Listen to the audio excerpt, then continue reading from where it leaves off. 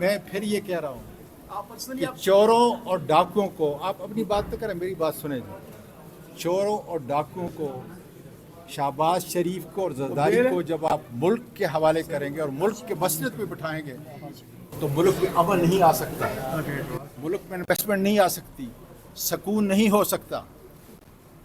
अगर काजी फाइज ईसा जैसे बदकरदार इंसान को आप मुल्क के चीफ जस्टिस पे कोशिश करें कि एक्सटेंशन मिले तो अदलिया आज़ाद नहीं हो सकती।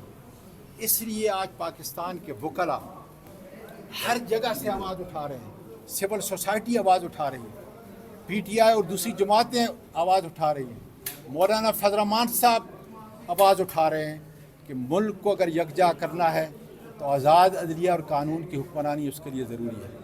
उसी के लिए आज़म स्वाति 76 साल की उम्र में ये कुर्बानी दे रहा है, कोई किसी किस्म की कोई फ़िक्र नहीं। इसलिए इमरान खान हमारा कायद है और इमरान खान के बगैर ये मुल्क यकजा नहीं हो सकता। जिरगे के ऊपर जो हमला किया गया है, मैं उसकी शदीद मजम्मत करता हूँ। पाकिस्तान का बच्चा पठानों के जिरगे के ऊपर जो हमला किया गया है उसकी शदीद मजम्मत करता है।